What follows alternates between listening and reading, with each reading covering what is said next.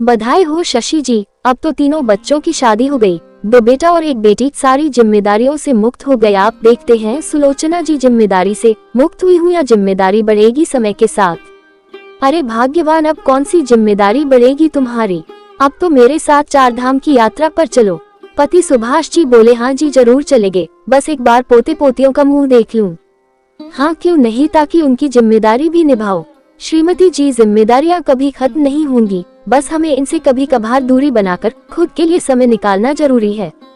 ये मेरी नसीहत है तुम्हारे लिए, ध्यान रखना जब मैं नहीं रहूं।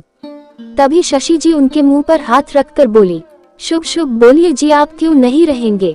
भला अरे मैं कह रहा हूँ, जब मैं 4 धाम पर चला जाऊंगा तब तुम मेरी नसीहत याद करोगी, क्योंकि तुम तो मेरे साथ चलने से रही।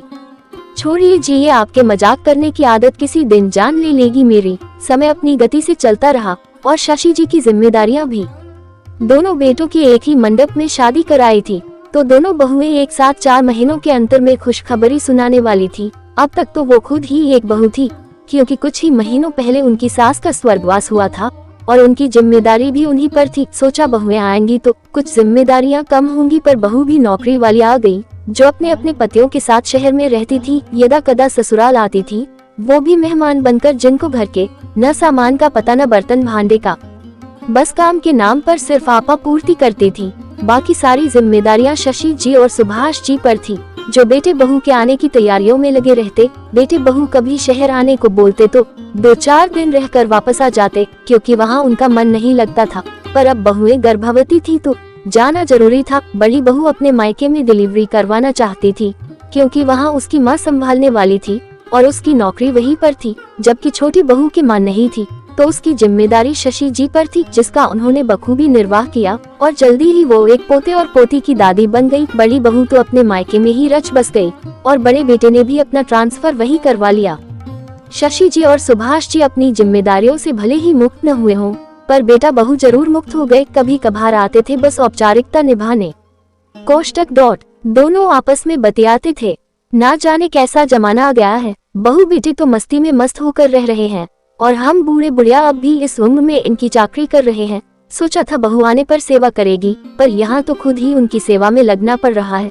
छोटे बेटे का जरूर माँ पापा से मोह था, तो वो उनसे अपने पास रहने की जिद किया करता था। अब सुभाष जी का स्वास्थ्य भी कुछ नाजुक बना रहता, तो उन्होंने बेटे बहू के पास ही रहना उचित समझा और उनको भी अपने बच्चे की देखभाल के लिए किसी बड़े की आवश्यकता थी, तो शशि जी और सुभाष जी शहर आ गए। उनकी जिम्मेदारियां बढ़ गई थी, क्योंकि बच्चे के लालन पालन की जिम्मेदारी भी अब उनके हिस्से आ गई। जहां उनकी उम्र को देखते हुए उनको किसी सहायक की जरूरत थी, वहां वो बहू बेटे की सहायक बन बच्चे की देखरेख कर रहे थे। ना जाने कैसा जमाना आ गया है, जहां जिम्मेदारियां खत्म होने का नाम ही नहीं ले रही हैं। खुद के लिए समय निकालना तक भारी हो रहा है। पहले भी सारे काम होते थे, पर आराम का समय भी मिल जाता था और घर के ढेरों फालतू काम भी हो जाते थे। पर अब देखो, काम है कि खत्म होने का नाम ही नहीं लेते। आपने सही नसीहत दी थी कि समय को इन जिम्मेदारियों से हमें चुराना पड़ेगा, वरना हमारा जीवन जिम्मेदारियों के बोझ तले दबता ही जाएगा।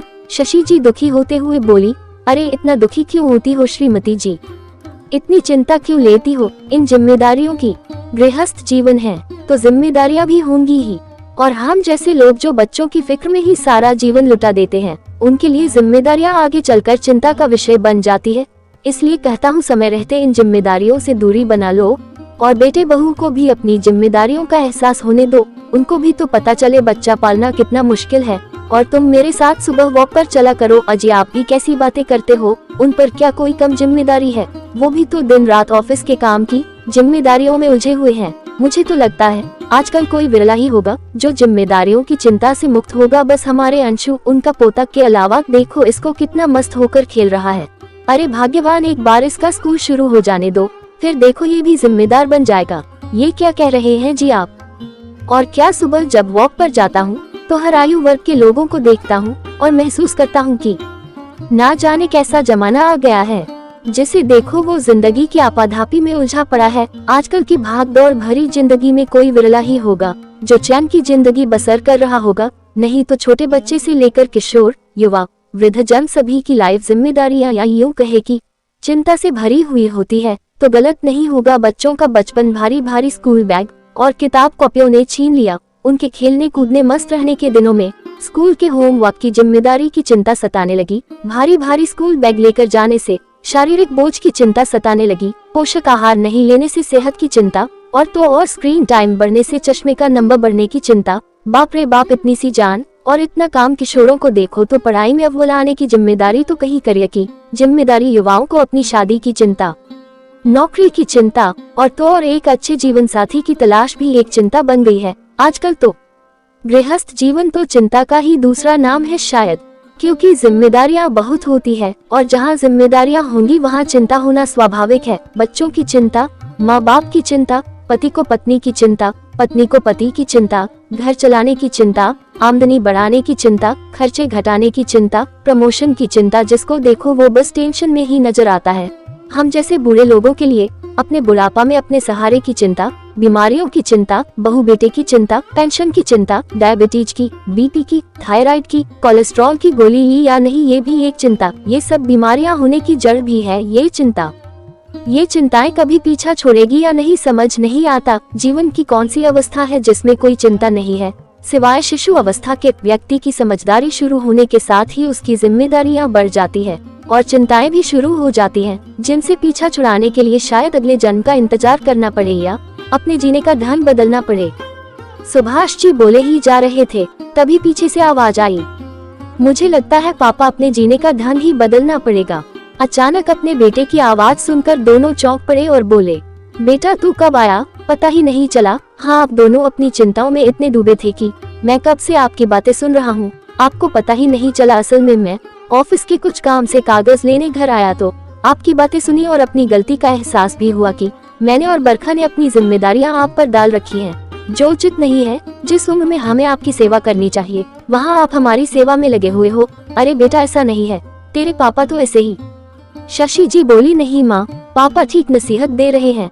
हमें अपने जीने का ढंग बदलना होगा और जिम्मेदारियों से मुंह नहीं मोड़ना होगा। कल से मैं अंशु के लिए पूरे दिन के लिए मेड रखूंगा, जो आपकी हर जिम्मेदारी में आपका हाथ बटाए, और आप भी कल से पापा के साथ वॉक पर जाएंगी। और रही बात घर और बाकी जिम्मेदारियों की तो वो हम सब मिलकर संभाल लेंगे, है ना पापा? हाँ बेटा, बल्कि मैं तो कहता हूँ कि तुम और बहू भी अपने काम की जिम्मेदारियों से थोड़ा आराम लेकर हमें 4 धाम की यात्रा करवा आओ, नहीं तो जिम्मेदारियां तो कभी खत्म नहीं होंगी बल्कि दिनों दिन बढ़ेंगी ही। हाँ पापा ये भी सही है, कब से ही हम आउटिंग पर नहीं गए। चलो मैं अभी बात करता हूँ छुट्टी के लिए और बरखा को भी फोन कर बता दूंगा। अब मैं चलता हूँ अपनी जिम्मेदारी निभाने। हंसते हुए नमन निकल जाता है। शशि जी और सुभाष जी भी आज अपने बेटे की बातों को सुनकर बड़ा हल्का महसूस कर रहे थे। सही कहा है, जब मन खुश हो तो जीने का मजा आ जाता है। और दोनों पति पत्नी आज खुश मन से अपने पोते को खिलाने लगे। 7 दिन बाद शशि जी, सुभाष जी अपने पोते को खिलाने में मस्त थे और बरखा और नमन 4 धाम की यात्रा पर जाने की तैयारियां पूरी करने में व्यस्त थे, क्योंकि अगले दिन उन्हें निकलना जो था। सबने अपनी अपनी जिम्मेदारी संभाल ली थी, क्योंकि जीते जी जिम्मेदारियां कभी खत्म नहीं होती। दोस्तों, मैं तो भगवान से यही प्रार्थना करती हूँ कि मेरे सभी प्रियजनों का जीवन चाहे लाख जिम्मेदारियां वाला हो, पर चिंता मुक्त जीवन हो, जिसे सब मजे लेकर जी सके। क्योंकि जिम्मेदारियों से तो हम मुंह मोड़ नहीं सकते, पर कुछ समय तो अपने लिए चुरा ही सकते हैं। ना कि जिंदगी की आपाधापी में ही अपने बचपन से लेकर बुढ़ापे तक के एहसास को भुला दे। और अगर जिंदगी जीनी है तो जिंदगी का सबका एक ही फलसफा होना चाहिए।